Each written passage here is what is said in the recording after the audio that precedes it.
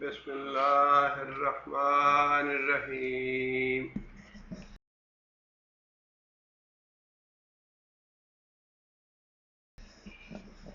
یا ایھا الذین آمنوا، اے لوگو جو ایمان لائے ہو، اطیعوا اللہ، اللہ کی اطاعت کرو، واطیعوا الرسول، اور رسول کی اطاعت کرو، واولی الامر منکم، اور تم میں سے جو امر والے ہیں ان کی اطاعت کرو۔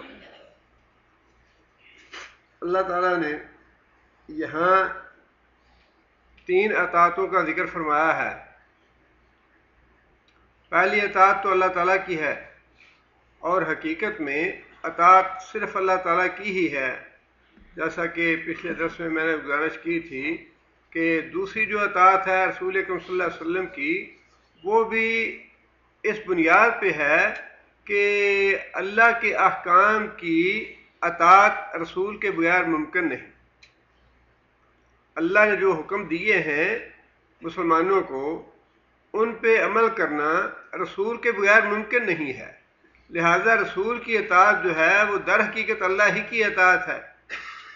رسول ہی ہمیں بتائے گا، اللہ تعالیٰ نے جو بھی احکام دیے ہیں ان کی وضاحت اور عملی شکل جو ہے وہ اللہ کے رسول نے بتانی ہے۔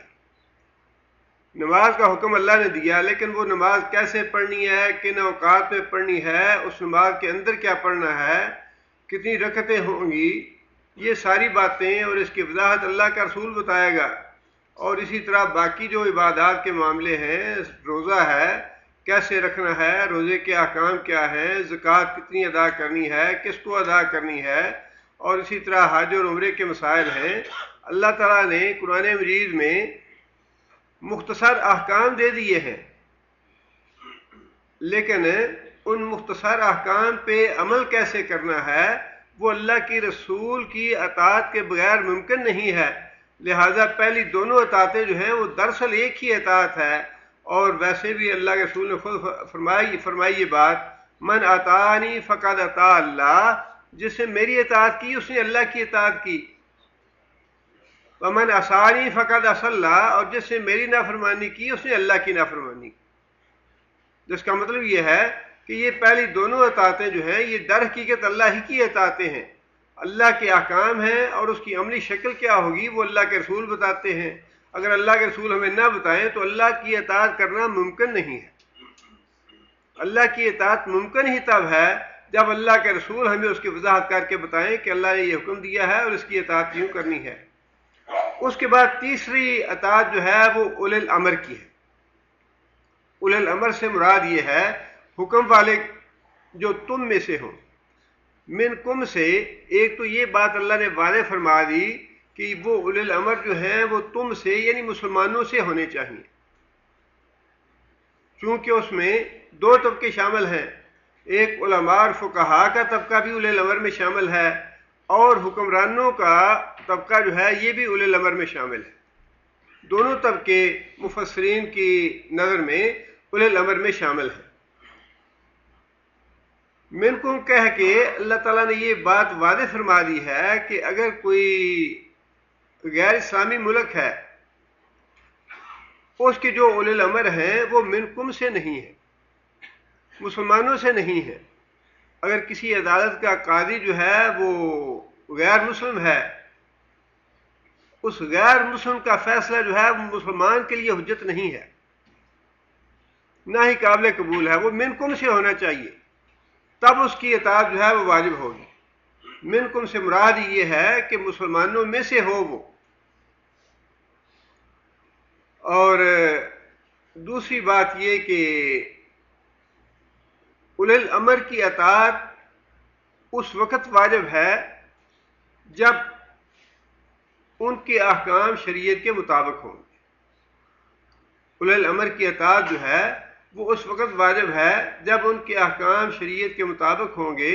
اگر شریعت کی نافرمانی پائی جائے اولی الامر کے احکام میں تو ان کی اطاعت نہیں کی جائے گی۔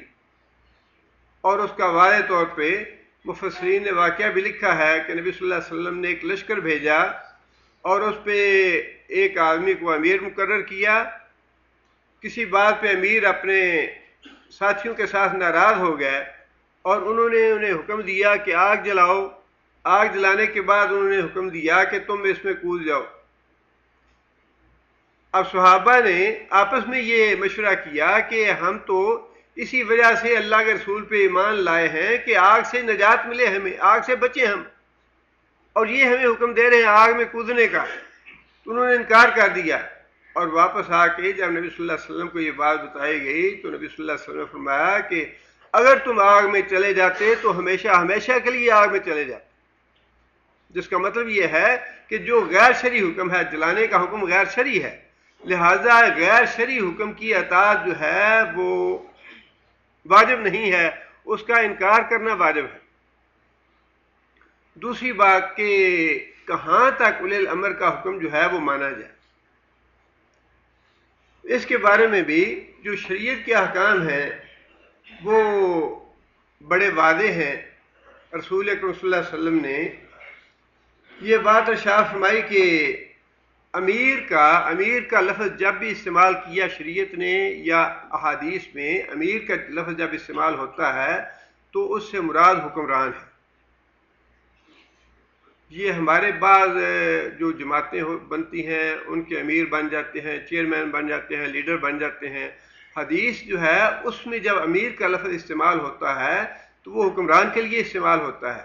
اللہ کے رسول نے جب یہ بات ارشاد فرمائی کہ امیر کی بات سننا اور امیر کی اطاعت کرنا واجب ہے, تو اس سے مراد یہ ہے کہ جو بھی تم میں سے حکمران بن جائے اس حکمران کی بات سننا اور اس کی اطاعت کرنا واجب ہے, خواہ تمہیں پسند ہو یا ناپسند. بخاری شریف کی حدیث ہے یہ, خواہ تمہیں پسند ہو یا ناپسند. ہاں ایک صورت ہے اس کی اطاعت نہ ماننے کی, وہ صورت یہ ہے کہ وہ کوئی ایسا حکم دے جو اللہ اور اللہ کے رسول کے حکم کے خلاف ہو. یہ حدیث بہت واضح ہے اور اس کے الفاظ جو ہیں وہ بھی بڑے کھلے کھلے ہیں. امیر کا حکم ماننا, حکم سننا اور اس پہ عمل کرنا واجب ہے تم لوگوں کے لیے, خواہ تمہیں وہ پسند ہو یا ناپسند ہو.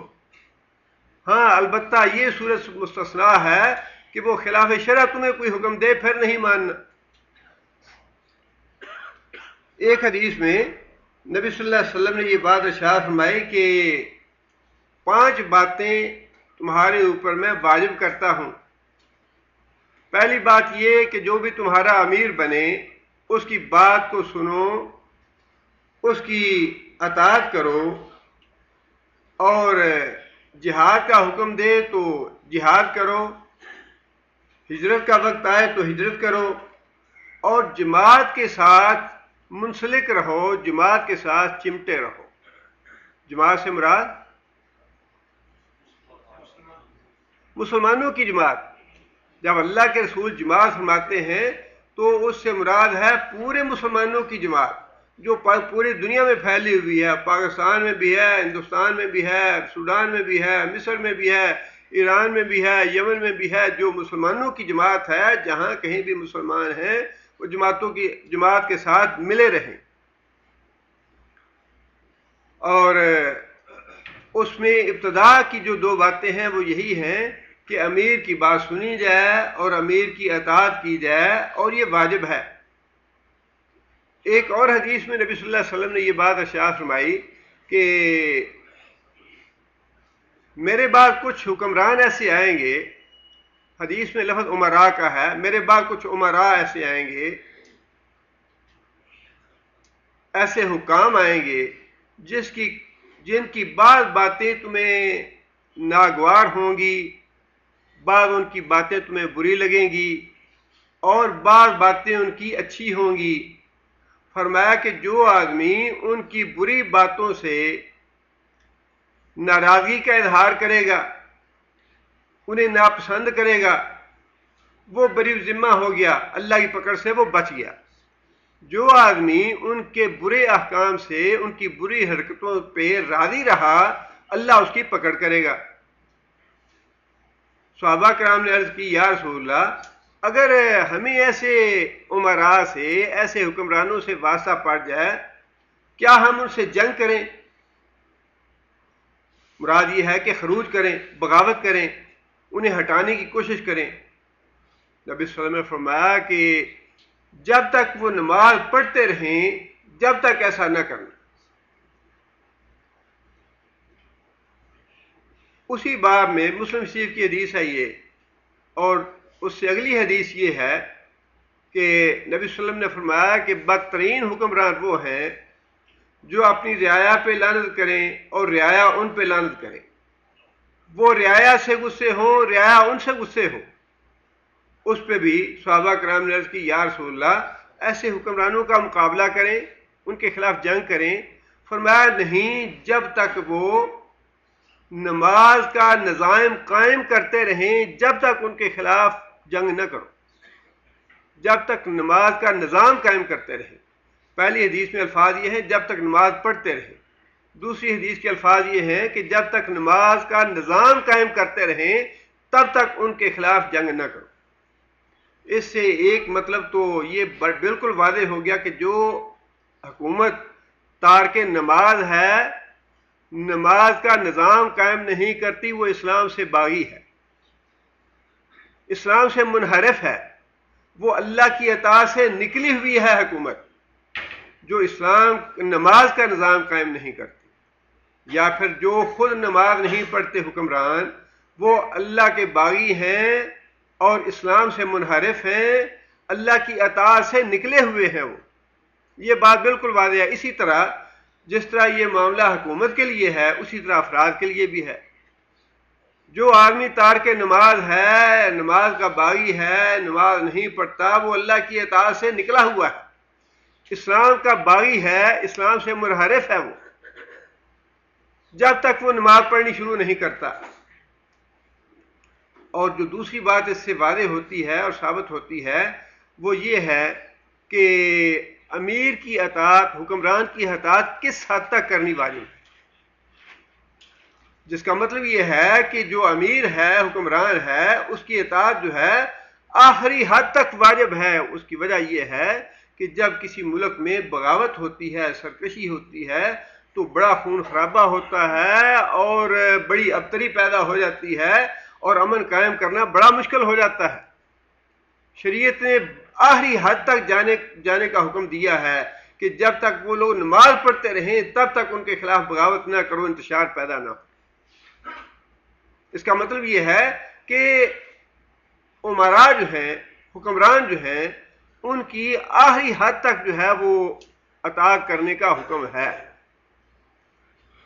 اور امیر کی حکومت جو ہے جب قائم ہو جائے کسی بھی حکمران کی، تو حدیث میں حکم یہ ہے کہ ایک آدمی کی حکومت قائم ہو جانے کے بعد جب کوئی دوسرا امیر جو ہے وہ دعویٰ کرے امارت کا تو اس کو قتل کر دو، تاکہ ملک میں انتشار اور خون خرابہ اور قتل و غارت اور خون ریزی نہ ہو. اس حد تک حکم دیا گیا ہے کہ جو اولی الامر ہیں تم میں سے، ان کی اطاعت کہاں تک واجب ہے.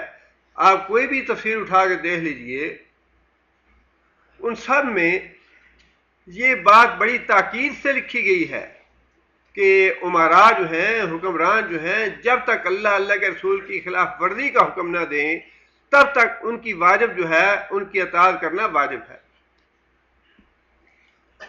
اب اس میں جیسے کہ میں نے ابتدا میں عرض کیا کہ مفسرین نے اولی الامر میں دونوں طبقوں کو شامل کیا ہے.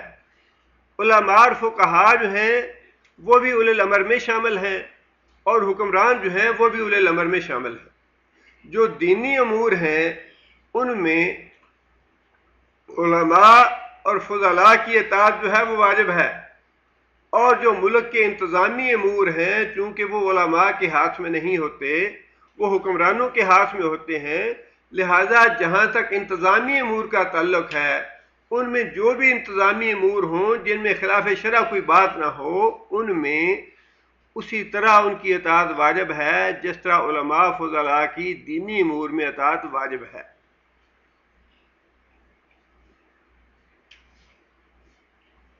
ملک کے نظم و نسق کے معاملے میں ملک میں صوبے کتنے ہونے چاہیے، کمشنریاں کتنی ہونی چاہیے، تھانے کتنے ہونے چاہیے، ریلوے کا نظام کیسا ہونا چاہیے، ٹریفک کا نظام کیسا ہونا چاہیے، یہ ساری چیزیں ایسی ہیں جن کا بنیادی طور پہ شریعت کے ساتھ کوئی تعلق نہیں ہے. آپ صوبے 4 بنائیں، 5 بنائیں، 10 بنائیں، شریعت کو اس پہ اعتراض نہیں ہے. پولیس اسٹیشن امن و امان کے لیے ہوتے ہیں. آپ چھوٹے علاقے میں بنائیں، بڑے علاقے میں رکھیں، جتنا بھی کریں، شریعت کو اس پہ اعتراض نہیں ہے. ٹریفک کا انتظام جو ہے وہ رائٹ ہینڈ ہو لیفٹ ہینڈ ہو، شریعت کو اس پہ اعتراض نہیں ہے. لیکن یہ سارے امور ایسے ہیں جن امور میں اطاعت جو ہے وہ واجب ہے. اگر ٹریفک کی خلاف ورزی کوئی کرتا ہے، قانون کی جو تنفیذ ہے وہ اپنی جگہ پہ، لیکن وہ شریعت کی نگاہ میں بھی گناہ گار ہے.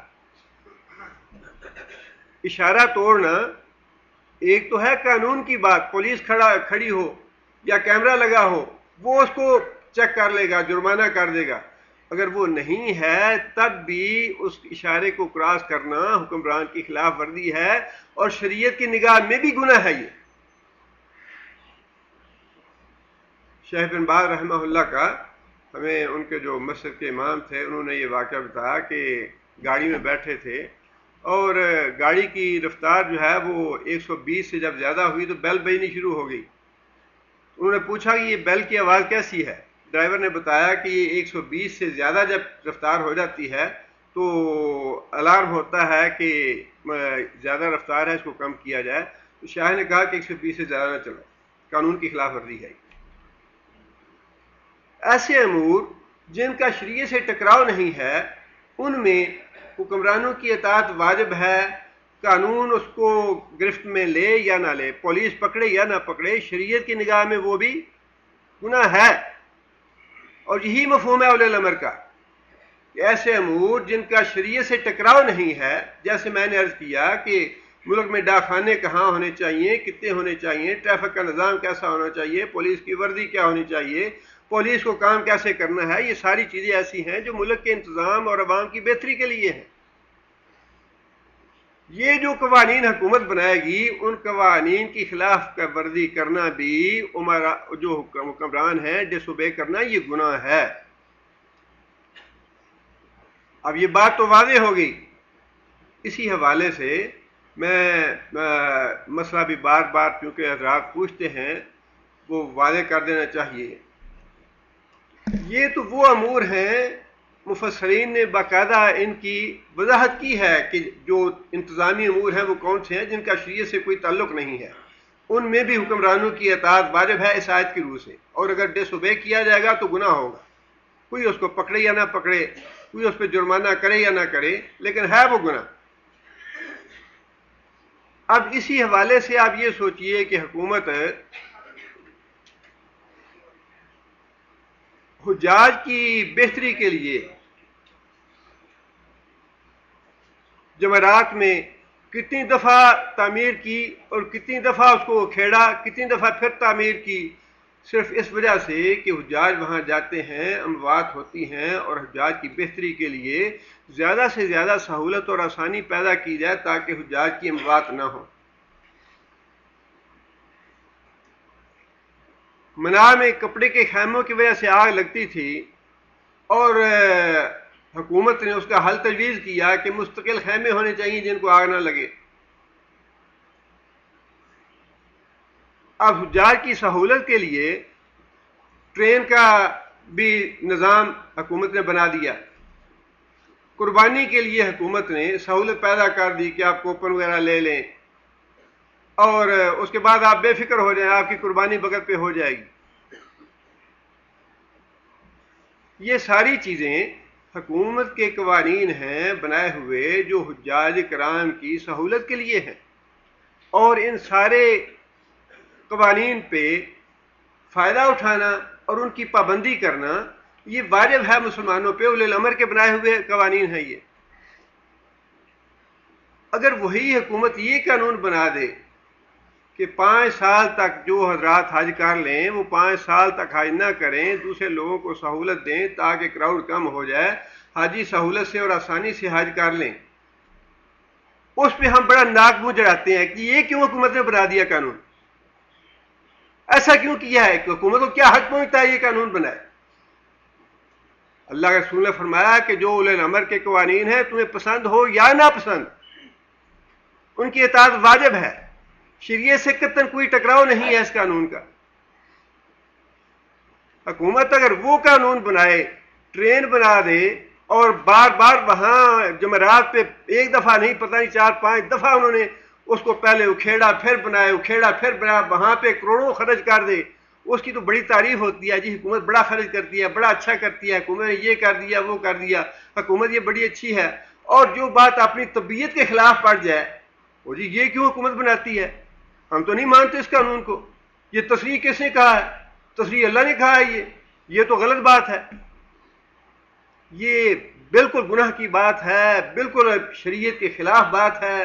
اگر حکومت کی جو باقی سہولتیں ہیں حجاج کے لیے ان کو آپ اپریشیٹ کرتے ہیں اور ان کو آپ خلوص دل سے سمجھتے ہیں یہ اچھے کام کر رہے ہیں اور عوام کی بہتری کے لیے اور حجاج کی بہتری کے لیے ہیں، دوسری طرف ایک ایسی بات جو حجاج کی بہتری کے لیے وہی حکومت کرتی ہے اس پہ آپ برا بھلا کہتے ہیں، انہیں اس کی آپ نافرمانی ڈٹ کے کرتے ہیں اور بات تو بڑے یعنی فخر سے کہتے ہیں، اور یہ اسی کے ہر سال ہی جانے ہیں، بڑا فخر ہے اس بات پہ، صریحاً نافرمانی، صریحاً گناہ۔ کیا آیت کا مطلب کیا ہے پھر؟ اگر حکومت یہ اپنی مرضی کرنی ہے، حکومت کی اطاعت نہیں کرنی، میں نے جیسے گزارش کی، حکومت نے قانون بنایا کہ یہ جب ریڈ ہو اشارہ اس کو کراس نہیں کرنا، پولیس کھڑی ہے یا نہیں کھڑی، اگر جو آدمی جان بوجھ کے اس کو کراس کرتا ہے وہ گناہگار ہے شریعت کی نگاہ میں، حکومت کے بنائے ہوئے قانون کو توڑ رہا ہے وہ گناہگار ہے۔ اور یہ تو بہت بڑی مصلحت ہے اس میں کہ دیکھیں نا، جو چیز انسان کو تعصب سے، ضد سے، ہر درمی سے اپنا دماغ صاف رکھ کے بات سوچنی چاہیے۔ جو لوگ حرم میں رہنے والے ہیں ان کے لیے اللہ نے یہ کیوں حکم دیا ہے کہ وہ حج تمتع نہ کریں؟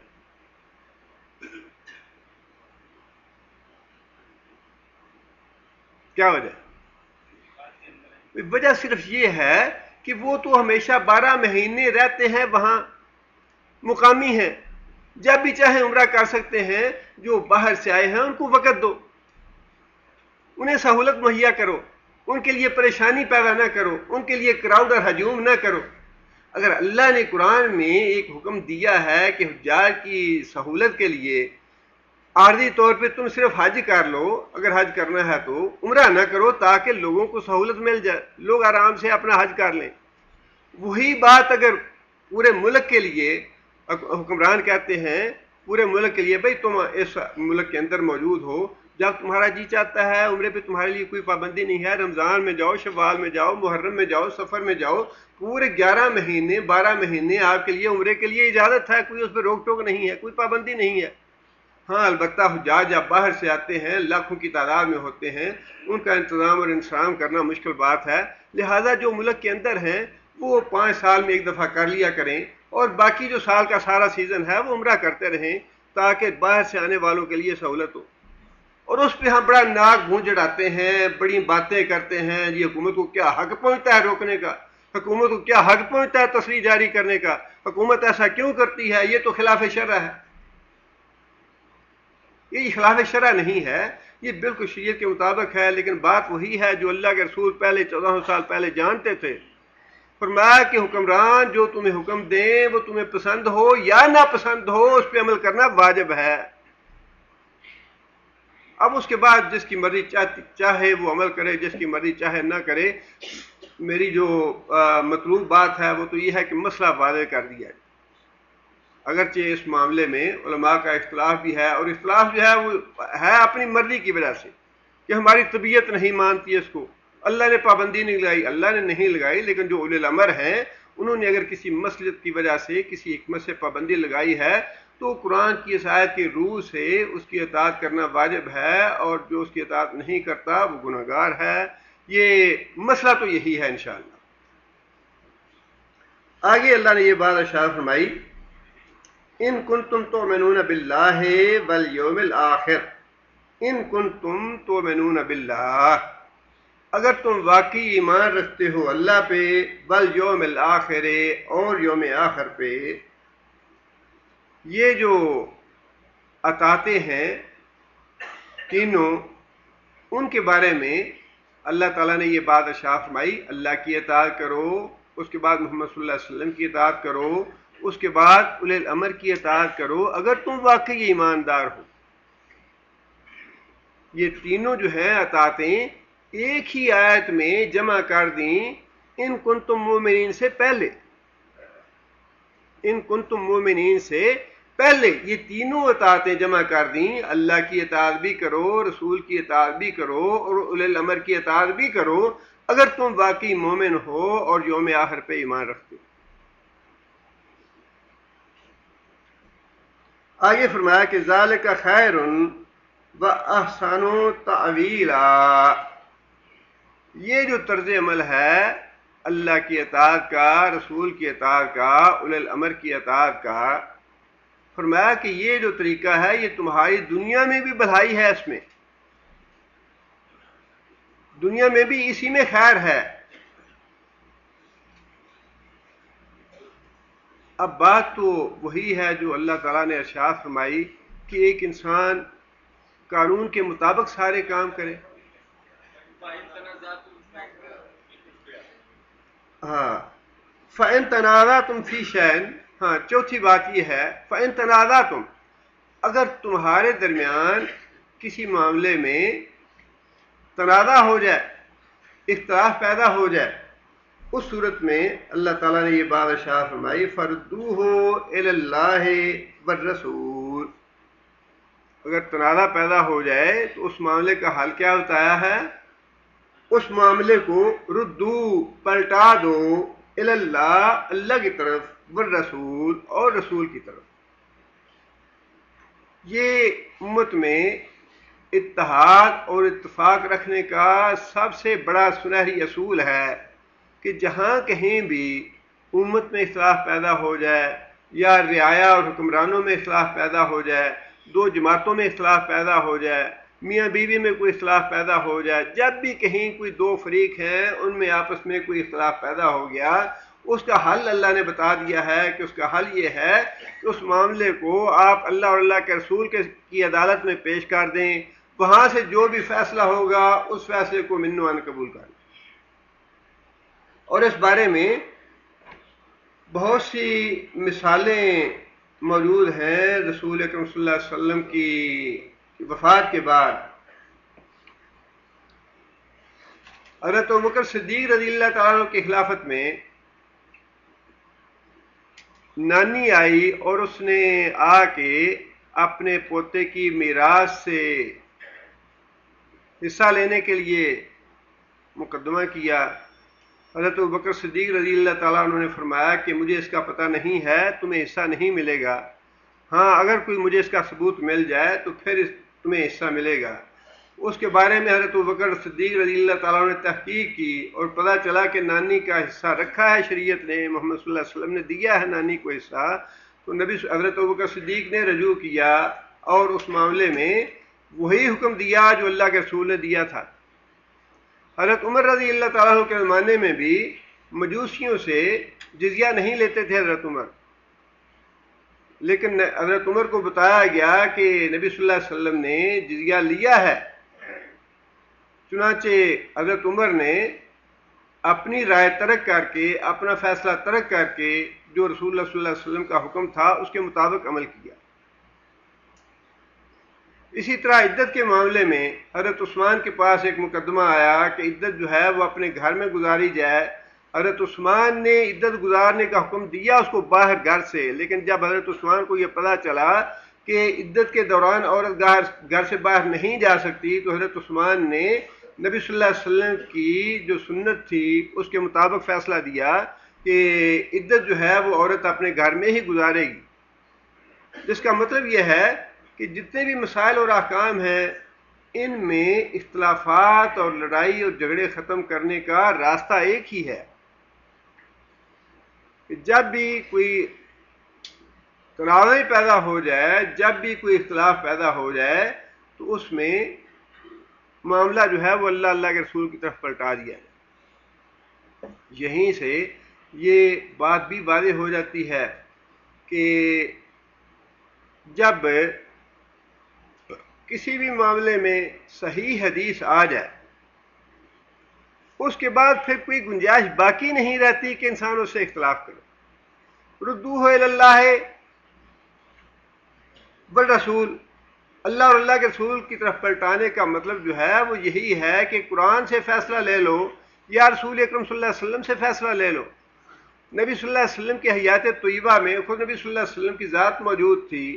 جب نبی صلی اللہ علیہ وسلم فوت ہو گئے تو رسول اللہ صلی اللہ علیہ وسلم کی طرف پلٹانے کا مطلب جو ہے وہ یہی ہے کہ جو حدیث یا سنت ہے اس سے فیصلہ کروا لیا جائے کہ اس پہ کیسے عمل کرنا ہے یا اس بارے میں شریعت کا حکم کیا ہے۔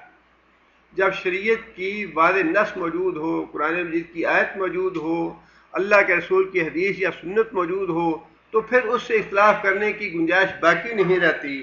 ان کنتم تؤمنون باللہ، اگر تم واقعی اللہ پہ ایمان رکھتے ہو، اللہ کی اطاعت کرو، رسول کی اطاعت کرو، اولی الامر کی اطاعت کرو، اور پھر اختلافات کے معاملے میں تمہارا طرز عمل یہ ہونا چاہیے کہ اللہ اور اللہ کے رسول کی طرف معاملہ پلٹا دو، جو فیصلہ اللہ کے رسول کی عدالت سے ہو جائے اس کو برضا و رغبت تسلیم کر لو اگر تم واقعی مومن۔ ان کنتم تؤمنون باللہ والیوم الآخر ذالک خیر واحسن تاویلا، اور یہ اچھا ہے دنیا کے معاملے میں بھی اور انجام کے اعتبار سے بھی۔ انجام کے اعتبار سے مراد آخرت کے اعتبار سے، دنیا کے اعتبار سے بھی بھلائی اسی میں ہے، آخرت کے اعتبار سے بھی اجر و ثواب اسی میں ہے کہ اللہ اور اللہ کے رسول کی اطاعت کی جائے، اور جو مختلفی باتیں ہیں، اختلافی مسائل ہیں، ان میں فیصلہ جو ہے وہ اللہ کے رسول پہ چھوڑ دیا جائے۔ آگے پھر اللہ تعالیٰ نے 2-3 آیتیں جو ہیں وہ ایک خاص واقعے کے لیے بیان فرمائی ہیں۔ ان میں چند واقعات ایسے ہیں جن میں منافقوں نے اپنے بعض اختلافی معاملات نبی صلی اللہ علیہ وسلم سے حل کرانے کی بجائے کاہن یا نجومیوں سے حل کروائے، ان کے پاس لے گئے۔ اور ایک دوسرا واقعہ حضرت عمر کا بھی آتا ہے جو انہی آیات کے حوالے سے مفسرین نے بیان کیا ہے، اگرچہ اس کی سند ضعیف ہے لیکن حافظ ابن حجر نے فتح الباری میں اس واقعے کو نقل کیا ہے، اور سند ضعیف ہونے کے باوجود محدثین نے، علماء نے اس واقعے کی تائید کی ہے۔ یہ ایک علمی سا نقطہ ہے کہ جب ہم یہ کہتے ہیں کہ یہ حدیث ضعیف ہے تو کیا اس کا مطلب یہ ہوتا ہے کہ کیا یہ نبی صلی اللہ علیہ وسلم سے بالکل قطعاً ثابت نہیں؟ یہ بات نہیں ہے۔ اصل میں یہ کیونکہ فنی قسم کا اور علمی سا موضوع ہے، اس لیے میں صرف یہ گزارش کروں گا کہ یہ ضروری نہیں ہے۔ بعض اوقات ضعیف حدیث کا مضمون جو ہے بعض صحیح حدیثوں سے مل جائے تو وہی قابل عمل بن جاتی ہے، اور یہ ضروری نہیں ہے کہ کسی حدیث کی سند میں ضعف ہو تو واقعہ بالکل غلط ہوگا یا بالکل واقعہ ہے ہی نہیں سرے سے۔ اس لیے سند ضعیف ہونے کے باوجود محدثین نے اور علماء نے اس واقعے کی تائید کی ہے۔ وہ واقعہ یہ ہے کہ ایک یہودی اور منافق کا آپس میں اختلاف ہوا، جھگڑا ہوا۔ منافق کہنے لگا کہ ہم اس کا فیصلہ کعب بن اشرف سے کروا لیتے ہیں۔ یہودی تھا، عالم تھا، لیکن نبی صلی اللہ علیہ وسلم کا بدترین دشمن تھا۔ یہودی کہنے لگا کہ ہم محمد صلی اللہ علیہ وسلم سے کروا لیتے ہیں، کیونکہ بظاہر وہ بھی کلمہ پڑھنے والا تھا اس لیے انکار تو نہ کر سکا، لیکن اس کی خواہش یہ تھی کہ ہم اپنا فیصلہ جو ہے وہ یہودی سے کرواتے ہیں۔ اور چونکہ واقف تھا یہودیوں کے کردار سے کہ یہودی جو ہیں رشوت خور ہیں اور ان سے جھوٹے فیصلے کرائے جا سکتے ہیں، اپنی مرضی کے فیصلے لیے جا سکتے ہیں، اس لیے اس کی خواہش یہ تھی کہ میں اس سے مل جل کے اپنے حق میں فیصلہ کرا لوں گا۔ لیکن رسول اللہ صلی اللہ علیہ وسلم کے معاملے میں اسے یہ پتہ تھا کہ اللہ کے رسول فیصلہ وہی کریں گے جو حق کا فیصلہ ہوگا، اور یہودی کو اس بات پہ اطمینان تھا کہ حق میرے ساتھ ہے۔ یہودی کو اصرار تھا کہ فیصلہ نبی صلی اللہ علیہ وسلم سے کروایا جائے۔ چنانچہ فیصلہ جو ہے وہ نبی صلی اللہ علیہ وسلم کے پاس مقدمہ لے جایا گیا. نبی صلی اللہ علیہ وسلم نے یہودی کے حق میں فیصلہ کر دیا. منافق نے دوبارہ یہ تجویز دی کہ اس مقدمے کا فیصلہ جو ہے نبی صلی اللہ علیہ وسلم نے تو کر دیا ہے، لیکن اس کی نظر ثانی کروا لیتے ہیں حضرت عمر سے، اور ممکن ہے کوئی ہماری افہام و تفہیم کی صورت پیدا ہو جائے، کمپرومائز ہو جائے ہمارے درمیان. یہودی جو ہے اس نے کہا ٹھیک ہے، اگر تم حضرت عمر کے پاس جانا چاہتے ہو تو کرا لیتے ہیں ان سے بھی. حضرت عمر رضی اللہ تعالیٰ عنہ کے پاس گئے، مقدمہ سنا حضرت عمر نے، اور یہودی نے یہ بتا دیا کہ ہم پہلے فیصلہ محمد صلی اللہ علیہ وسلم سے کروا آئے. حضرت عمر نے جب یہ سنا تو حضرت عمر اندر گئے، تلوار لے کے آئے، منافق کا سار اتار دیا، قتل کر دیا، اور اس پہ شور شرابہ کر دیا. اس کے منافق کے جو ورثاء تھے کہ ہم تو قصاص لیں گے اس کا. جب تک آیتیں نازل نہیں ہوئیں، جب تک اللہ کے رسول نے بھی یہ بات اشاعت فرمائی سن کے کہ مجھے عمر سے یہ توقع نہیں تھی کہ وہ ایک مومن کا اس دیدہ دلیری سے قتل کر دے گا، اتنی جرت سے اس کو قتل کر دے گا. یہ بات رسول اکرم صلی اللہ علیہ وسلم نے بھی آیتیں نازل ہونے سے پہلے ارشاد فرمائی کہ ناپسندیدگی کا اظہار فرمایا نبی صلی اللہ علیہ وسلم نے کہ عمر نے ایسے قتل کیوں کر دیا. لیکن اس کے بعد جب ورثاء نے قصاص کا مطالبہ کیا تو اللہ تعالیٰ نے یہ آیتیں نازل کر دیں کہ یہ آدمی مومن نہیں تھا جس کا قتل ہوا ہے، یہ منافق کا قتل ہوا ہے، اور یہ بالکل صحیح قتل ہوا ہے، اور اس کا قصاص جو ہے وہ ختم کر دیا گیا. ان آیتوں میں اس واقعے کا ذکر ہے، یا پھر وہ واقعات جو میں نے گزارش کی کہ بعض منافق جو تھے انہوں نے اپنے فیصلے نبی صلی اللہ علیہ وسلم سے کروانے کی بجائے کاہنوں سے فیصلے کروائے. اس پہ بھی اللہ تعالیٰ کا یہی تبصرہ ہے. اللہ تعالیٰ نے فرمایا کہ الم تری الی الذین، کیا تو نے دیکھا، کیا تو نے غور کیا، الی الذین، طرف ان لوگوں کی، یزعمون، جو یہ زعم رکھتے ہیں، جو یہ گمان رکھتے ہیں، جو یہ سمجھتے ہیں، انہم آمنو، کہ وہ ایمان لائے ہیں، وہ مومن ہیں، بما انزل الیک، جو نازل کی گئی تعلیم تیری طرف یعنی محمد صلی اللہ علیہ وسلم کی طرف، وما انزل من قبلک، اور ایمان لائے ہیں اس تعلیم پہ جو نازل کی گئی تو اسے پہلے. مراد یہ ہے تورات اور انجیل، جس کا مطلب یہ ہے کہ یہ منافق جو تھے یہود و نصارہ میں سے تھے جو پہلی کتابوں پہ بھی ایمان لائے، اور اب ان کا دعویٰ یہ تھا کہ ہم قرآن پہ بھی ایمان رکھتے ہیں. یریدون، وہ چاہتے ہیں، ان یتحاکموا، کہ وہ اپنے فیصلے کروائیں، وہ حکم بنائیں، الی الطاغوت، طاغوت کو، طاغوت کے پاس اپنے فیصلے لے جائیں، شیطان کے پاس اپنے فیصلے لے جائیں، کافروں کے پاس اور کاہنوں کے پاس اپنے فیصلے لے جائیں. وقد امروا، حالانکہ امروا، وہ حکم دیے گئے، ان یکفروا بہ، کہ طاغوت کا انکار کرو، شیطان کا انکار کرو. شیطانوں کے پاس، یہودیوں کے پاس، کاہنوں کے پاس اپنے مقدمے لے کے نہ جاؤ. اپنے مقدمے جو ہیں وہ نیک لوگوں کے پاس، عالم لوگوں کے پاس، رسول کے پاس لے کے جاؤ. وَيُرِيدُ الشَّيْطَانُ أَن يُضِلَّهُمْ، اور شیطان تو یہ چاہتا ہے ان یہ کہ یضلہم، ان کو گمراہ کرے، ضلالا بعیدا، اتنی دور لے جائے گمراہی میں، اتنی دور لے جائے گمراہی میں کہ وہاں سے پلٹنا ممکن نہ ہو. گمراہی میں اتنا دور لے جائیں کہ سیدھے جہنم میں جا گریں. شیطان تو یہ چاہتا ہے، جس کا مطلب یہ ہے کہ طاغوت سے، کافروں سے اپنے فیصلے کروانا، گویا شیطان کے پیچھے جانا ہے، شیطان سے فیصلے کروانے ہیں. کسی مسلمان کو یہ نہیں کرنا چاہیے کہ وہ مسلمانوں کی عدالت چھوڑ کے کافروں کی عدالت میں چلا جائے. آگے پھر اللہ فرماتے ہیں وَإِذَا قِيلَ لَهُمْ، اور جب ان سے کہا گیا تعالوا، آؤ، اِلَىٰ، طرف، ما انزل اللہ، اس چیز کی طرف جو نازل کی اللہ نے. وَإِلَى الرَّسُولِ اور رسول کی طرف رَأَيْتَ الْمُنَافِقِينَ تو دیکھتا ہے منافقوں کو یسدون عنکا صدودا یسدون رک جاتے ہیں عنکا تیری طرف آنے سے صدودن رک جانا بری طرح رک جاتے ہیں. مطلب یہ کہ بالکل ان کا جی چاہتا نہیں کہ محمد صلی اللہ علیہ وسلم کے پاس جا کے ہم اپنے فیصلے کرائیں.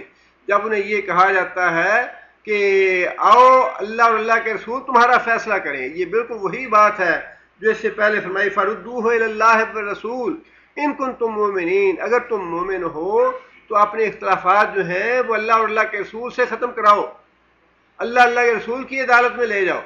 اور یہاں منافقوں کے بارے میں یہ بات ارشاد فرمائی کہ جو اللہ اور اللہ کے رسول کے فیصلے کو ماننے کے لیے تیار نہیں ہے وہ کون ہیں؟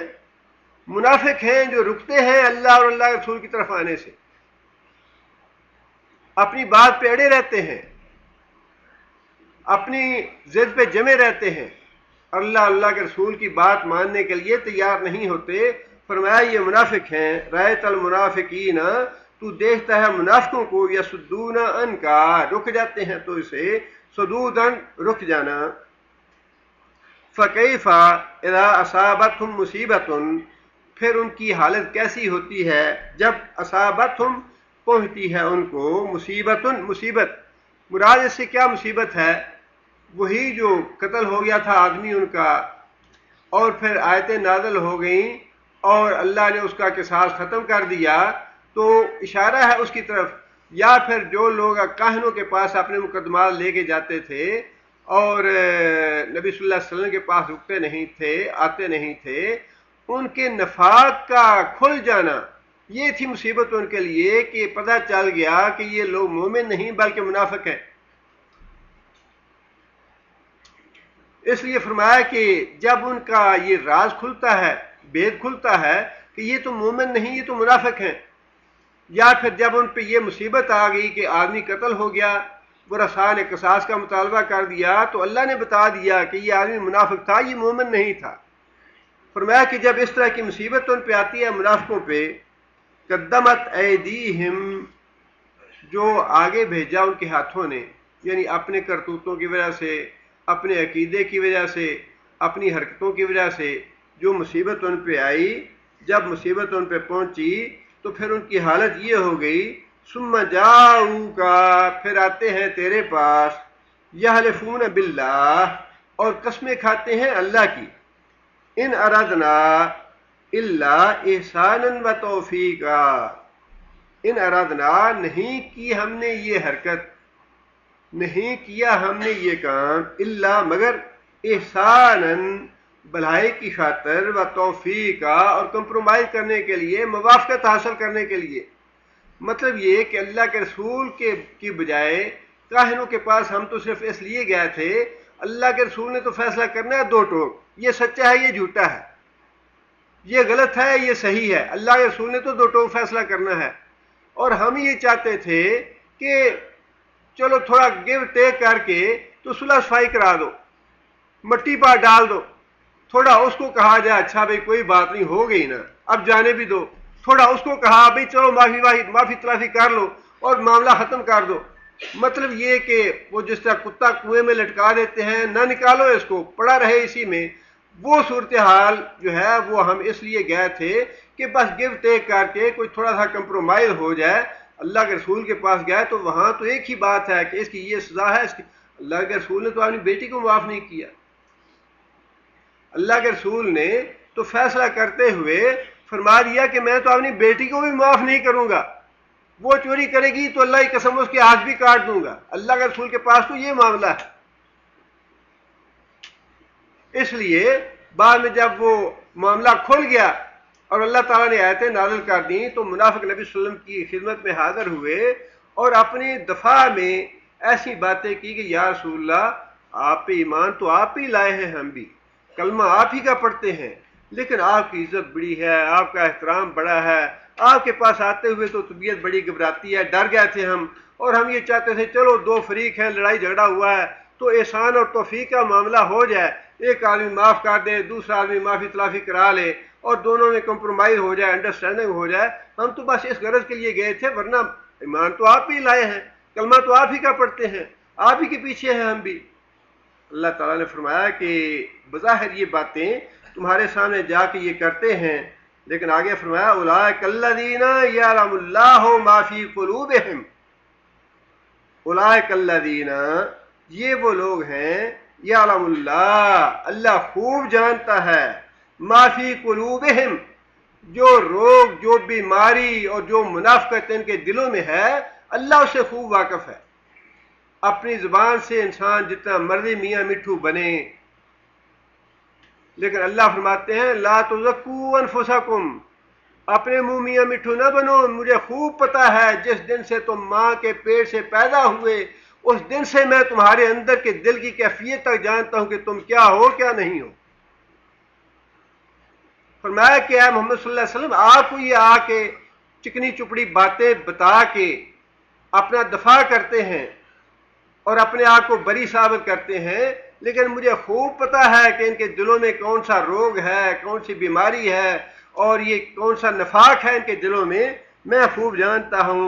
فَأَعْرِضْ عَنْهُمْ, فَأَعْرِضْ عَنْهُمْ, اے محمد صلی اللہ علیہ وسلم ان کی باتوں کی پرواہ نہ کرو. یہ جو بکواس کرتے ہیں آ کے اب ان کو بکواس کرنے دو, ان کی ذرہ برابر پرواہ نہ کرو. وَعِظْهُمْ وَقُلْ لَهُمْ فِي أَنفُسِهِمْ قَوْلًا بَلِيغًا, وَعِظْهُمْ, اور انہیں واعظ کرتے رہو. واعظ کرنا جو ہے وہ تو آپ کی رسالت کا تقاضا ہے. بر بنائے رسالت اعراض جو ہے وہ تو ہے ان کی غلط باتوں کی وجہ سے, کہ جو غلط باتیں, جھوٹی باتیں آ کے آپ سے کر رہے ہیں ان کی پرواہ نہ کرو. لیکن دوسری طرف یہ بات بھی ارشاد فرما دی کہ آپ کی رسالت کا تقاضا یہ ہے کہ ویسے نہ چھوڑیں ان کو, بعض و نصیحت کرتے رہیں.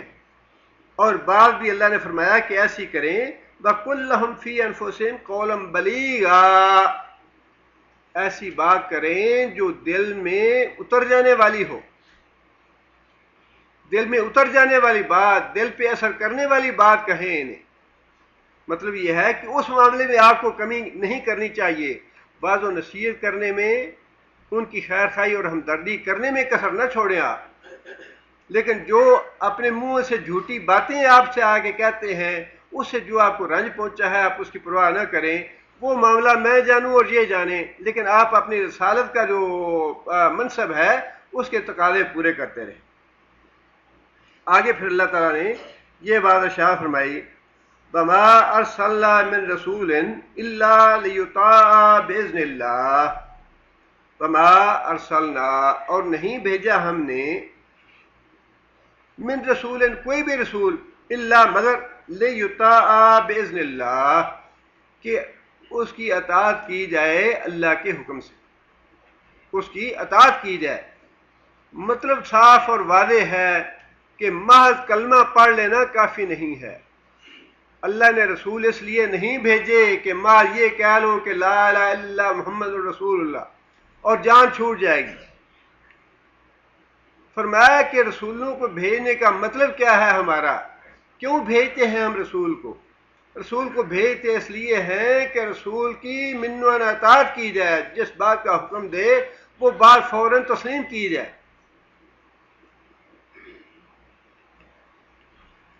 اور یہ اطاعت جو ہے یہ نبی صلی اللہ علیہ وسلم کی زندگی تک محدود نہیں, یہ قیامت تک واجب اور فرض ہے. جس طرح یہ اطاعت نبی صلی اللہ علیہ وسلم کی زندگی میں تھی مسلمانوں پہ یا امت پہ واجب, اسی طرح قیامت تک یہ اطاعت نبی صلی اللہ علیہ وسلم کی واجب ہے. آگے پھر اللہ تعالیٰ نے یہ بات ارشاد فرمائی, وَلَوْ أَنَّهُمْ إِذ ظَّلَمُوا أَنفُسَهُمْ جاءوك فاستغفروا الله واستغفر لهم الرسول لوجدوا الله توابا رحيما. بلاؤ, اور اگر انہم, بے شک انہوں نے, کنہوں نے, جی ذکر کس کا ہو رہا ہے؟ منافقوں کا. ان کی ضمیر جو ہے یہ منافقوں کے لیے, یہ بڑی اہم بات ہے یاد رکھنا کہ یہ آیت جو ہے یہ منافقوں کے لیے ہے, مسلمانوں اور مومنوں کے لیے نہیں ہے. اس بڑا دھوکہ دیتے ہیں لوگ اس آیت سے، بڑا فریب کا ذریعہ بناتے ہیں اس آیت کو. اس لیے اس آیت کا جو پس منظر ہے، جو پچھلی آیتیں ہیں، جو تعلق ہے اس آیت کا پچھلی آیتوں کے ساتھ، وہ ذہن میں رہنا چاہیے کہ ہم کی ضمیر جو ہے وہ منافقوں کے لیے ہے. بلو انہم ظلموا، کاش یہ منافق لوگ اس ظلموا، جب انہوں نے ظلم کیا. ظلم کیا کیا انہوں نے؟ جی، اللہ کے رسول سے فیصلہ کروانے کی بجائے طاغوت کی طرف گئے، یہودیوں کی طرف گئے یا کاہنوں کے پاس گئے. یہ ظلم کیا انہوں نے. اس ظلموا، جب انہوں نے یہ ظلم کیا کہ اللہ کے رسول کو چھوڑ کے کاہنوں اور یہودیوں کے پاس چلے گئے فیصلہ کروانے کے لیے، انفسہم، اپنی جانوں پہ، جاؤکا، اگر وہ آ جاتے تیرے پاس، بلو انہم اس ظلموا، جب انہوں نے ظلم کیا منافقوں نے اپنی جانوں پہ، اگر وہ جاؤکا تیرے پاس آ جاتے یہ ظلم کرنے کے بعد، فاستغفر اللہ، اور خود بھی اللہ سے معافی مانگتے، واستغفر لہم الرسول، اور رسول بھی ان کے لیے معافی مانگتا، لوجد اللہ توابا الرحیما، اللہ تعالیٰ کو بڑا ہی توبہ قبول کرنے والا اور بڑا ہی مہربان پاتے. اس آیت میں پہلی بات یہ ہے کہ اللہ تعالیٰ نے منافقوں کو یہ بات نہیں ارشاد فرمائی کہ تم خود ہی توبہ کر لو، اللہ توبہ قبول کر لے گا.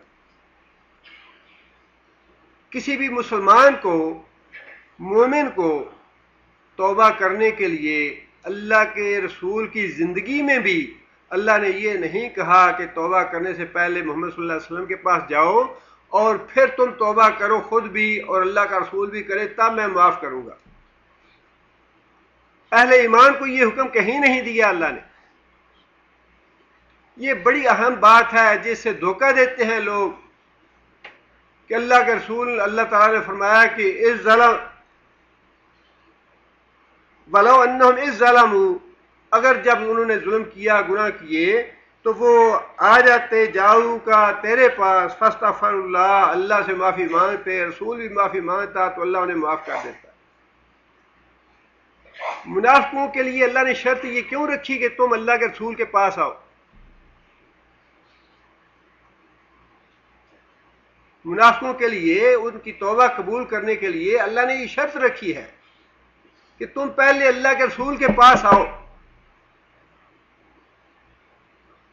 اس لیے کہ توبہ کی قبولیت کا راستہ اللہ کے رسول پہ ایمان سے ہوتا ہے. جب تک اللہ کے رسول پہ سچا ایمان نہیں ہے، جب تک توبہ نہیں ہے. اور یہ منافق جو چلے گئے تھے یہودیوں کے پاس یا کاہنوں کے پاس، اس کا مطلب یہ ہے کہ وہ اللہ کے رسول پہ سچا ایمان نہیں رکھتے تھے، ورنہ وہ اللہ کے رسول کو ادھر نہ جاتے.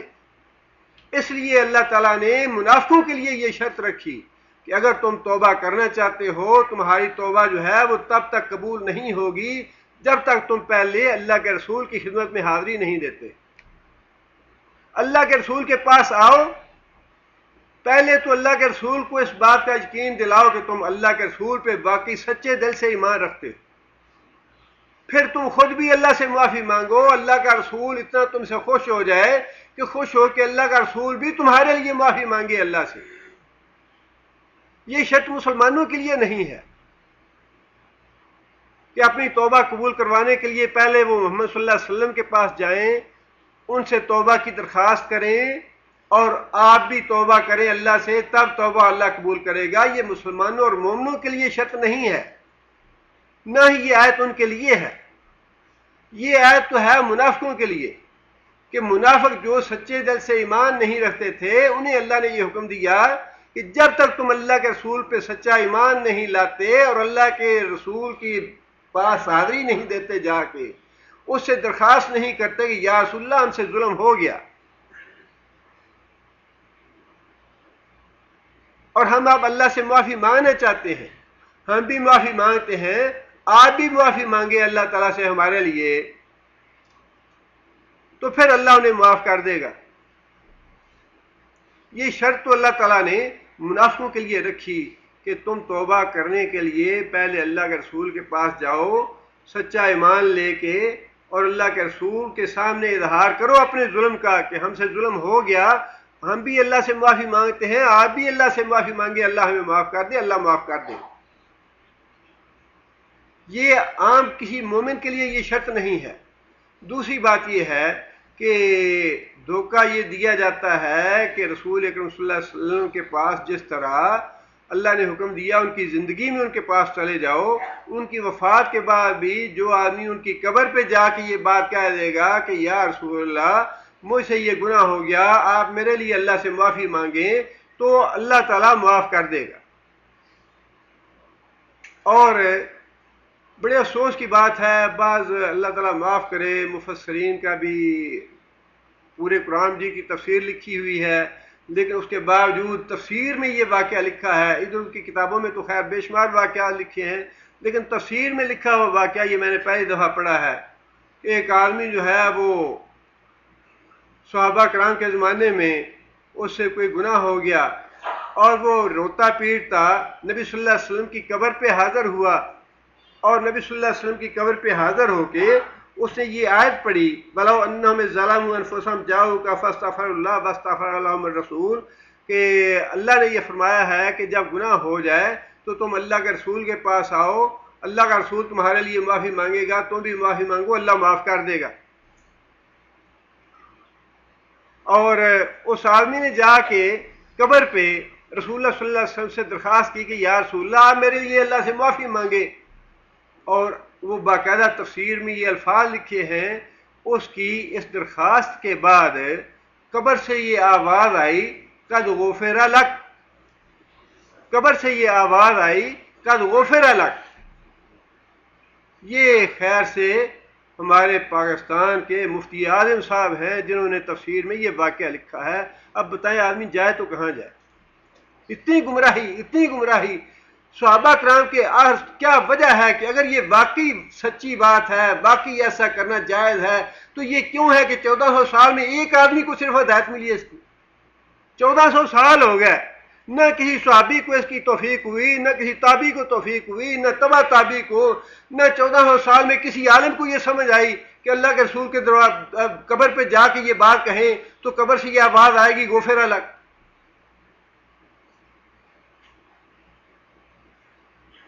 ایسی عجیب واقعات اور ایسے اللہ تعالیٰ معاف کرے، اتنا آدمی پریشان ہو جاتا ہے کہ آدمی جائے کہاں کہ علماء اور فضلاء ہے، اور لکھتے وقت پتہ نہیں ایسا عقیدہ پھیر دیتا ہے مت کو اور عقل کو کہ انسان کو ہوش نہیں رہتی کہ میں کیا لکھ رہا ہوں، کیا کر رہا ہوں۔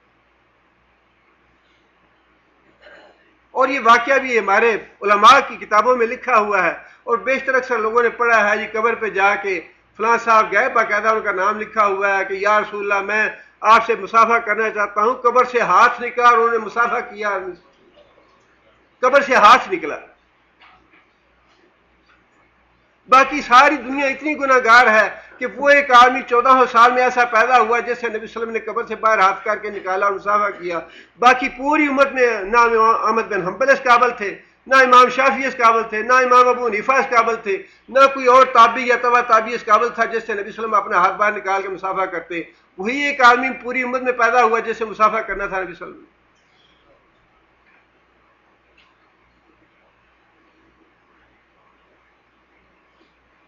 اور اگر اللہ کے رسول نے اپنی قبر میں بیٹھ کے یا قبر میں ہوتے ہوئے ہمیں یہ لوگوں کو خوشخبری دے دینی ہے قد غفر لک، تو پھر اللہ تعالیٰ نے قرآن میں یہ جو بات ارشاد فرمائی ہے ان شفاعت للہ جمیعہ، کہ مغفرت تو ساری کی ساری اللہ کے ہاتھ میں ہے، جسے چاہے معاف کرے جسے چاہے نہ معاف کرے۔ پھر اگر اللہ کے رسول نے معاف کر دیا تو پھر اللہ کے ہاتھ میں کیا رہ گیا؟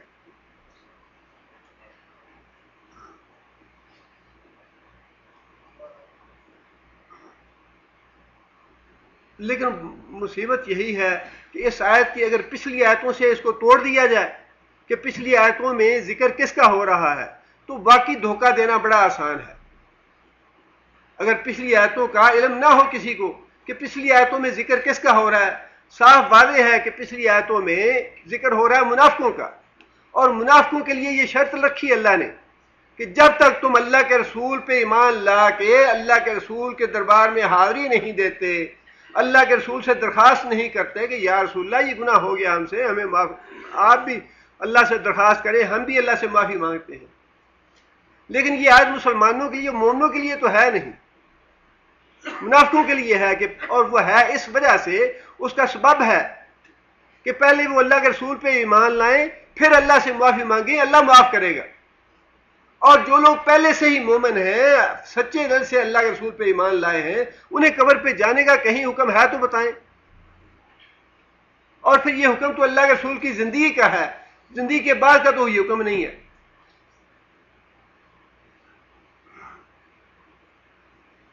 اسی لیے اپنا عقیدہ توحید اللہ نے بھی اور اللہ کے رسول نے بھی بڑی وضاحت سے یہ بات ارشاد فرمائی ہے کہ جس آدمی کا عقیدہ توحید درست ہوگا وہی آدمی نجات پائے گا، میری شفاعت کے لائق وہی ہے جس کا عقیدہ توحید درست۔ فرمایا جس کی عقیدہ توحید درست نہیں ہوگا، خود اللہ نے بھی فرما دیا کہ اس کے لیے آسمانوں کے دروازے نہیں کھولے جائیں گے حتیٰ کہ سوئی کے نکے سے اونٹ گزر جائے۔ جس طرح سوئی کے نکے سے اونٹ کا گزرنا مشکل ہے، اسی طرح مشرک کی بخشش جو ہے وہ مشکل ہے۔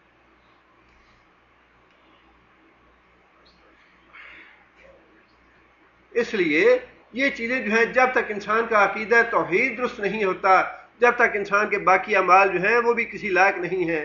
اس لیے بنیادی بات یہ ہے کہ اپنا عقیدہ توحید درست کریں۔ رسول اکرم صلی اللہ علیہ وسلم اپنی قبر مبارک میں اس زندگی میں نہیں ہے، جو اللہ تعالیٰ معاف کرے کیسے کیسے گستاخی کی باتیں لوگ لکھ دیتے ہیں رسول اللہ صلی اللہ علیہ وسلم کی حیات طیبہ کے حوالے سے، کہ نبی صلی اللہ علیہ وسلم جو ہیں وہ اپنی قبر میں زندہ ہیں، سنتے ہیں، معمول کے سارے کام کرتے ہیں، اور معاذ اللہ سنا معاذ اللہ ان کی بیویاں بھی ان کے پاس جاتی ہیں اور سارے معاملات، اللہ تعالیٰ معاف کرے۔ یعنی دین کو کھیل اور تماشا بنا لیا، جو بھی اپنی عقل اور سمجھ میں بات آئی وہ ساری کی ساری نے اللہ اور اللہ کے رسول کے احکام والی یا اللہ اور اللہ کے رسول پہ ایمان لانے والی تو کوئی بات ہی نہیں ہے۔ اللہ کے رسول اپنی قبر میں اس زندگی میں نہیں والی زندگی میں نہیں ہے، وہ زندگی کیسی ہے وہ اللہ بہتر جانتے ہیں، لیکن وہ جو برزخ کی زندگی ہے اس برزخ کی زندگی میں اللہ کے رسول سب سے اعلیٰ اور سب سے افضل اور سب سے بہتر زندگی میں ہے۔ وہ زندگی کیسی ہے یہ ہم نہیں جانتے، وہ جب شہداء کھانا دیے جاتے ہیں، کھلائے جاتے ہیں، پلائے جاتے ہیں، تو اللہ کے رسول تو سب سے اعلیٰ اور افضل ہے، لیکن اس زندگی کا ہمیں شعور نہیں ہے۔ اور اللہ کے رسول کو جتنی بات اللہ سنانا چاہتے ہیں وہ سنتے ہیں، جو اللہ بات سنانا نہیں چاہتے وہ نہیں سنتے۔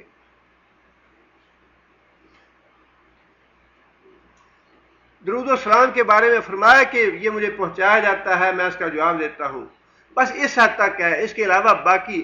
لیکن وہی بات تو یہی ہے کہ جب وہ اللہ کے رسول کو زندہ ثابت کر لیں گے تو پھر آگے بزرگوں کی کرامات اور بزرگوں کا زندہ کرنا اور حضرت صاحب کا اور پیر صاحب کا اور جیلانی صاحب کا، گیلانی صاحب کا اور پھر داتا صاحب کا، ان کا زندہ کرنا بڑا آسان ہو جائے گا۔ اور جو شرک کے دکانیں چلی ہوئی ہیں، خانقاہیں بنی ہوئی ہیں، بارگاہیں، یہ تو چلتی ہی بزرگوں کے سننے پہ ہیں کہ بزرگ ہماری سنتے ہیں، مشکل کشائی کرتے ہیں، حاجت روائی کرتے ہیں، اور ان کا ابتدا جو ہے وہ نبی صلی اللہ علیہ وسلم کی ذات سے ہوتی ہے۔ اسی لیے سب سے اہم اور ضروری بات یہ ہے کہ اپنا عقیدہ توحید جو ہے اسے صاف کیا جائے۔ عقیدہ توحید میں معمولی جو آمیزش ہے وہ بھی اللہ گوارا نہیں کریں گے۔ سبحان ربک رب العزت عما یصفون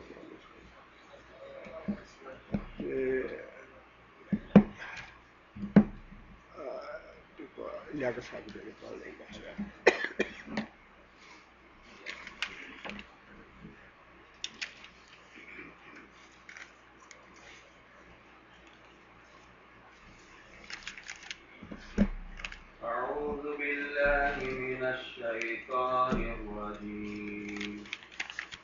بسم الله الرحمن الرحيم.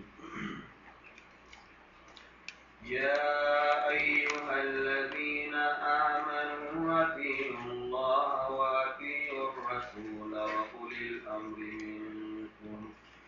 فإن تنازعتم في شيء فردوه إلى الله والرسول إن كنتم تؤمنون بالله واليوم الآخر ذلك خير وأحسن تأويلا ألم تر إلى الذين يزعمون أنهم آمنوا بما أنزل إليك وما أنزل من قبلك يريدون أن يتحاكموا إلى الطاغوت وقد أمروا أن يكفروا به ويريد الشيطان أن يضلهم ضلالا بعيدا وإذا قيل لهم تعالوا إلى ما أنزل الله وإلى الرسول رأيت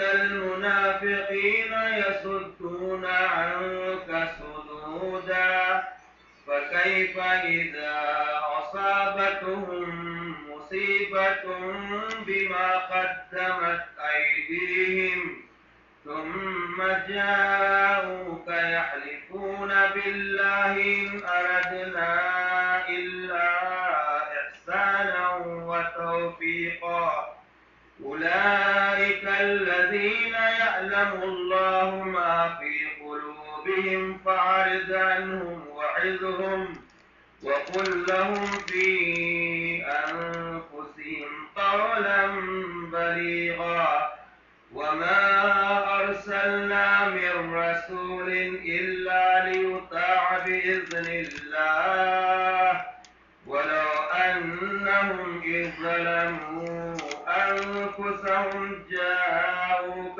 فاستغفروا الله واستغفر لهم الرسول لوجدوا الله توابا رحيما.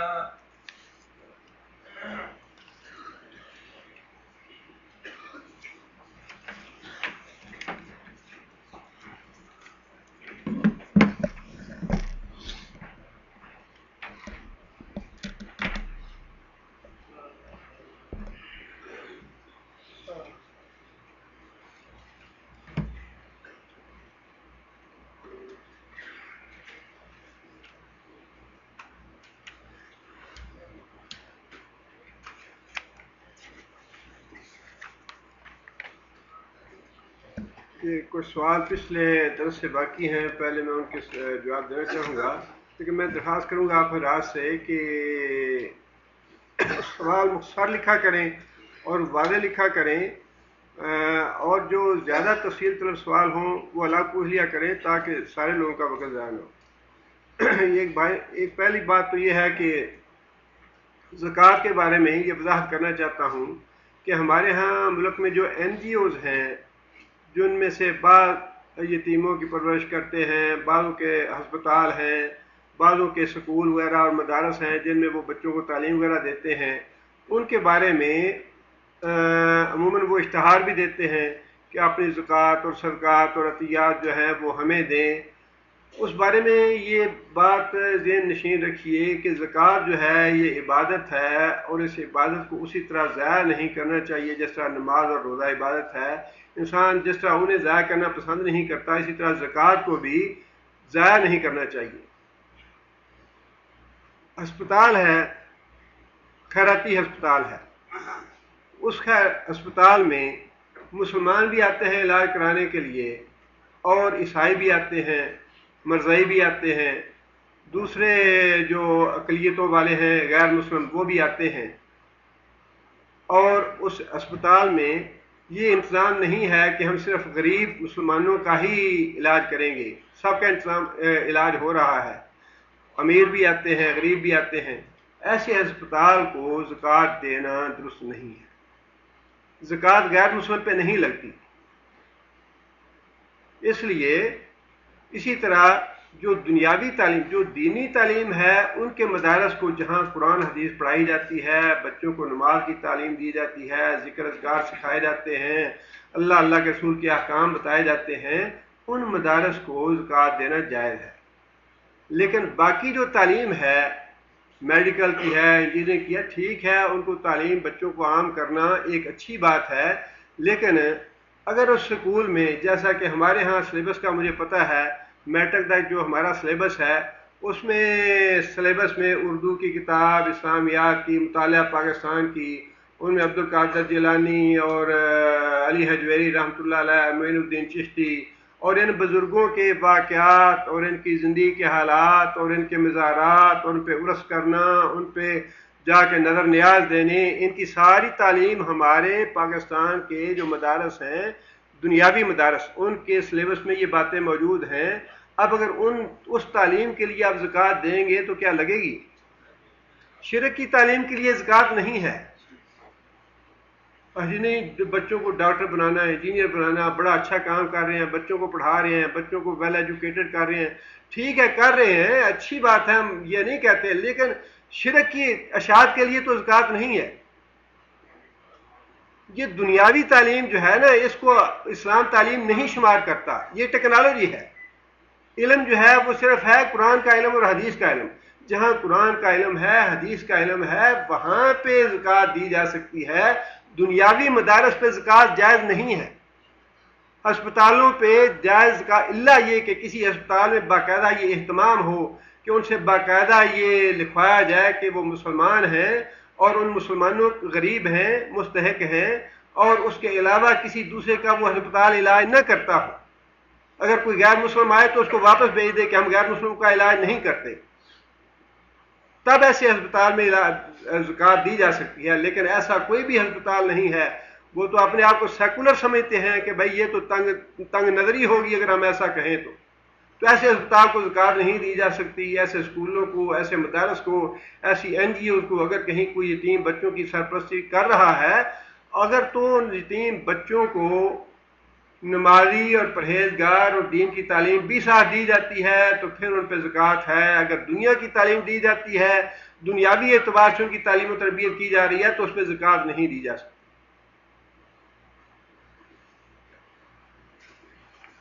اکثر مساجد میں دیکھنے میں آتا ہے کہ لوگ قبلہ کی طرف پاؤں کر کے بیٹھتے ہیں یا قبلہ کی طرف پاؤں کر کے سو جاتے ہیں. قبلے کا ادب اور احترام کرنا واجب ہے. ایک حدیث میں جیسا کہ مجھے ذہن میں آ رہا ہے کہ نبی صلی اللہ علیہ وسلم نے فرمایا کہ جو آدمی قبلہ کی طرف منہ کر کے تھوکتا ہے، قیامت کے دن وہ تھوک اس کے ماتھے پہ ہوگی. اور یہ اکبر جو اللہ تعالیٰ کیا کہا جائے ان لوگوں کے لیے، عمدن رات کو قبلے کی بے حرمتی اور بے ادبی کرنے کے لیے قبلے کی طرف رات ٹانگیں کر کے سوتا تھا. جس نے اپنے پریزیڈنٹ ہاؤس میں سور بھی پالے ہوئے تھے اور مجوسیوں کی طرح آگ بھی جلاتا تھا اور ہندوؤں کی طرح جو بت تھے ان کی بھی پوجا کرتا تھا.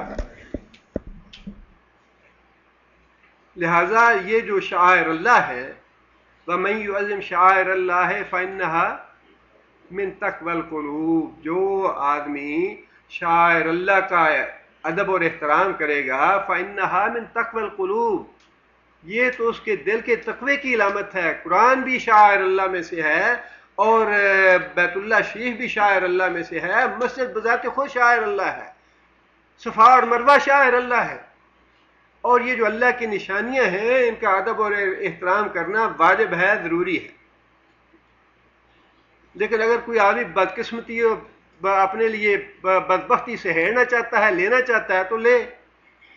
اب دوسرا سوال یہی لکھا کہ بعض لوگ قرآن مجید کو ٹخنوں پر رکھ لیتے ہیں یا نیچے رکھ کے اس کی تلاوت کرتے ہیں. وہی بات ہے کہ یہ تقوی کے بالکل خلاف ہے. انسان کی بدبختی اور بدنصیبی ہے کہ انسان ایسا بے ادب اور بدتمیز ہو جائے کہ انسان قبلے کا اور قرآن کا بھی احترام نہ کر سکے.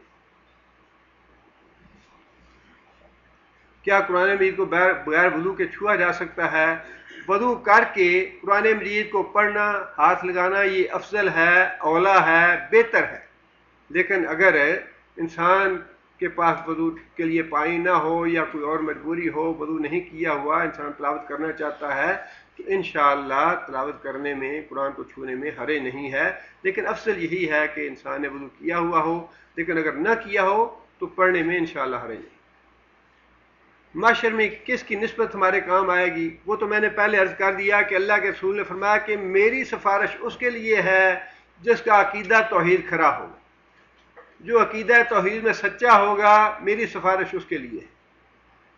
اور نسبت تو یہی کام آئے گی اللہ سے توحید کی نسبت۔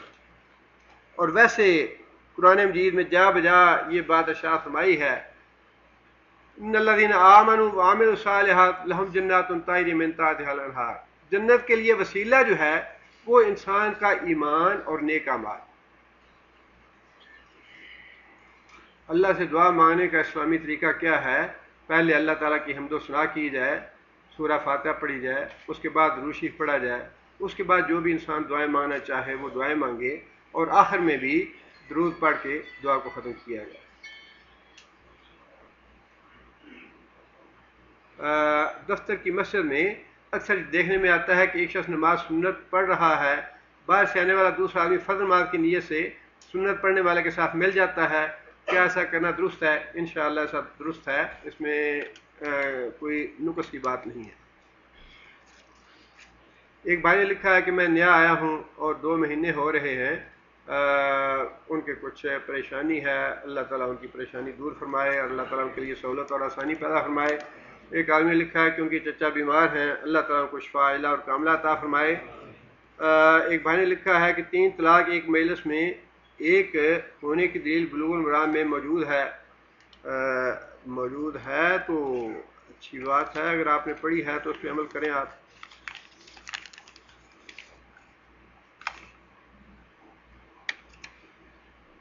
علی حجویری ایک صوفی تھا، آپ نے اس کے نام کے ساتھ رحمت اللہ کیوں کہا؟ بات یہ ہے کہ علی حجویری رحمۃ اللہ علیہ بہت پہلے گزر چکے، اور ہمیں یہی توقع کرنی چاہیے کہ جو چیزیں ان کے نام کے ساتھ منسوب کی گئی ہیں ان کی وفات کے بعد جو کچھ کیا جا رہا ہے اس کے ذمہ دار وہ نہیں ہے۔ اس لیے انشاءاللہ امید یہ ہے کہ خواہ عبد القادر جیلانی رحمۃ اللہ ہوں، علی حجویری رحمۃ اللہ ہوں، معین الدین چشتی رحمۃ اللہ ہوں، امام بری رحمۃ اللہ علیہ ہوں، جو بھی ہوں ان کا ادب اور احترام جو ہے اس میں کمی نہیں کرنی چاہیے۔ یہ اپنی بدبختی کی بات ہے کہ انسان ان کے نام کو بگاڑے یا ان کی گستاخی کرے یا ان کا نام بغیر رحمۃ اللہ کے لے، میں تو اس کو پسند نہیں کرتا۔ جو کچھ ان کے ساتھ معاملہ آج ہو رہا ہے، جو باتیں ان سے منسوب ہیں، وہ بعد والوں کی غلطیاں ہیں، وہ بعد والوں کے گناہ ہیں، وہ خود اس سے بری ذمہ ہے۔ خاص طور پہ عبد القادر جیلانی رحمۃ اللہ علیہ حنبلی عقیدے والے تھے۔ حنبلی عقیدہ وہی ہے جو یہاں کے لوگوں کا عقیدہ ہے، بہت ہی موحد، بہت ہی توحید پرست اور بہت ہی اس حد تک سنت کے متبع تھے عبد القادر جیلانی رحمۃ اللہ علیہ۔ وہ یہ لکھتے ہیں کہ رفع دین کرنے والوں سے نفرت صرف بدعتی کرے گا، یہاں تک انہوں نے اپنی انگلیاں اب مصیبت یہ ہے کہ ان کی جو کتابیں ہیں، جو انہوں نے لکھا ہے، اسے کوئی پڑھنے کے لیے تیار نہیں ہے، اور جو ان کا نام لینے والے ہیں انہوں نے یہاں تک کہہ دیا کہ جی کسی کے ساتھ نسبت کرنا اور بات ہے، عقیدہ رکھنا اور بات ہے۔ ہم اپنے آپ کو قادری کہلواتے ہیں نسبت کی وجہ سے، لیکن عقیدہ ہمارا اپنا ہے۔ قادری نسبت جو ہے دنیا کو لوٹنے کے لیے ہے، قادری کی نسبت جو ہے وہ ڈاکے ڈالنے کے لیے ہے، اور عقیدہ جو ہے وہ ہمارا اپنا ہے۔ عقیدہ عبد القادر جیلانی کا نہیں لیں گے ہم۔ اتنا اچھا عقیدہ عبد القادر جیلانی رحمۃ اللہ علیہ کا کہ آپ ان کی غنیہ طالبین پڑھ کے دیکھیں، ان سا موحد شاید ہی کوئی پیدا ہوگا ان کے زمانے میں، سب سے بڑے موحد تھے اپنے زمانے کے۔ اب ایسے لوگوں کا ادب اور احترام اس لیے کرنا چاہیے کہ ہمیں یہی ان پہ حسن ظن رکھنا چاہیے کہ وہ خود ایسے نہیں تھے، وہ خود مشرک نہیں تھے۔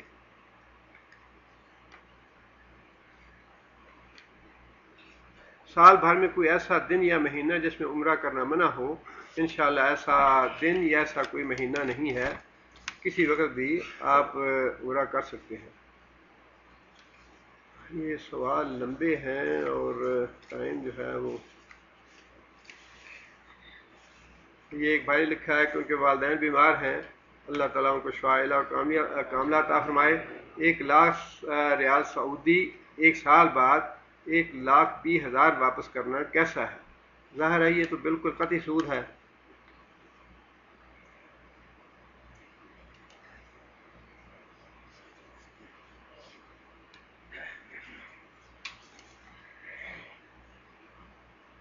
یہ ایک بھائی نے لکھا ہے کہ برائے مہربانی میرے جاب کے لیے دعا کریں، اللہ تعالیٰ ان کے لیے رزق حلال کے دروازے کھولے۔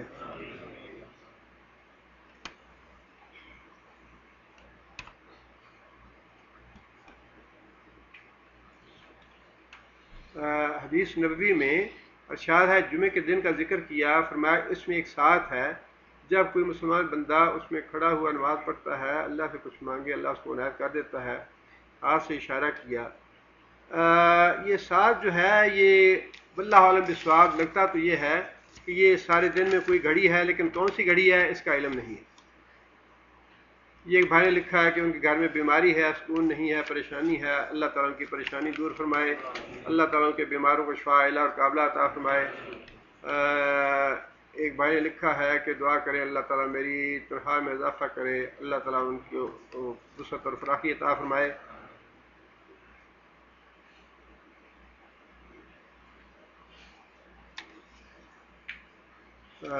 ہم ہندوؤں کے ملک میں رہتے ہیں، کیا ہمیں بھی سارے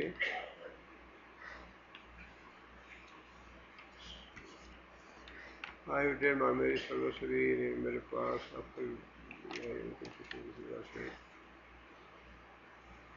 یہ بھائی نے لکھا ہے کہ وہ ہندوستان سے آئے ہیں اور کوئی جاب تلاش کر رہے ہیں، اللہ تعالیٰ ان کے لیے سہولت اور آسانی پیدا فرمائے۔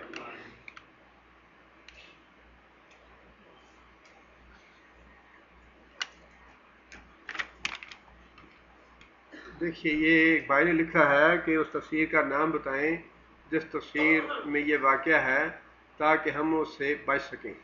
بات یہ ہے کہ ایک واقعے سے اس کے سارے کام کو کنڈیم کر دینا میں اس کے حق میں نہیں۔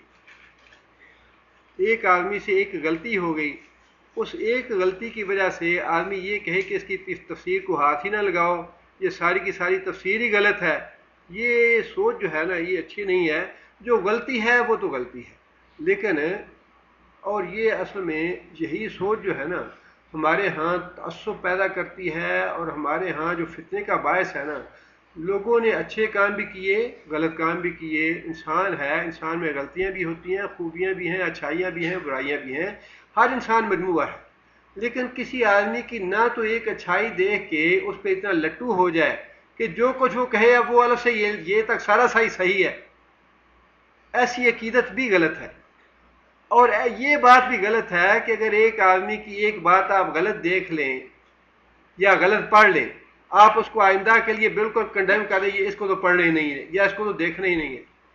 جو غلطی ہے، جتنی غلطی، یہی معاملہ ہمارے ہاں کسی ایک غلط آدمی کے ساتھ واسطہ پڑ گیا، او جی سعودی تو سارے ایسے ہوتے ہیں، سعودی تو ایسے ہے، یا پاکستانی کوئی غلط کسی سے واسطہ، او جی پاکستانی تو سارے ایسے ہوتے ہیں، یا کسی انڈین سے واسطہ پہ، او جی انڈیا کے تو ایسے ہی ہیں سارے ایسے نہیں ہوتے۔ یہ سوچ غلط ہے، جس آدمی کی جتنی غلطی ہے اتنا تو آپ اس کو غلط کہہ۔ لیکن اور اللہ تعالیٰ نے قیامت کے دن اگر اللہ تعالیٰ ایسا حساب ہمارے ساتھ کرنا شروع کر دیں کہ تم نے یہ غلطی کی ہے اور یہ گناہ کیا ہے، اب سارا کے سارا تمہاری جو ہے وہ نیکیاں جو ہیں برباد ہیں، یہ غلط سوچ ہے۔ ایک آدمی کی ایک بات غلط ہے، دیکھیں نا علماء کرام ہیں، ان علماء کرام کی جو اچھی باتیں ہیں، جو ان کی خدمات ہیں، ان کا اعتراف کریں، اور جو ان کی کوئی غلط بات ہے، کوتاہی کی بات ہے، اس کی نشاندہی کرنے میں کوئی حرج نہیں۔ ہر انسان ٹھوکر کھا سکتا ہے، کوئی بھی ایسا آدمی نہیں ہے۔ بڑے سے بڑے علماء آپ لے لیں جو صحیح عقیدے والے علماء ہیں اور صحیح کتاب و سنت کے پابند ہیں، ان میں سے بھی بعض غلطیاں ہو جاتی ہیں۔ اب آپ کیا کریں گے کہ ان کی یہ غلطی کی وجہ سے ان کے سارے کام پہ آپ پانی پھیر دیں گے؟ ایسے نہیں سوچنا چاہیے۔ جو غلطی ہو گئی اللہ ان کو معاف کرے، اور جو ان کی حسنات ہیں اللہ ان کو قبول کرے، خواہ وہ ہمارے مختلف عقیدے کے ہیں تو کوئی بات نہیں، مختلف عقیدہ مسلمان تو ہے نا، انہوں نے تفسیر لکھی ہے، اور تفسیر لکھنا جو ہے اللہ کی اس کے توفیق کے بغیر تو ممکن نہیں ہے۔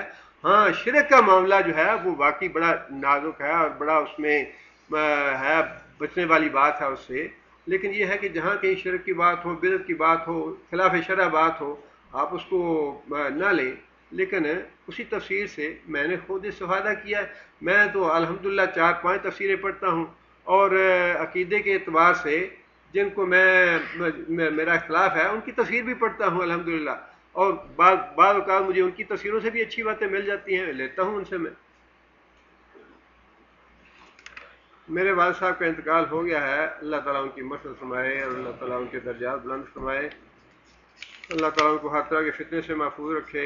میری سوال یہ، میری والدہ کا انتقال ہو گیا، والدہ صحیح عقیدہ پر نہیں تھی، کیا میں اپنی والدہ کے لیے دعا استغفار کر سکتا ہوں؟ ایسا کریں میری والدہ کا اس کو فائدہ ہو سکے.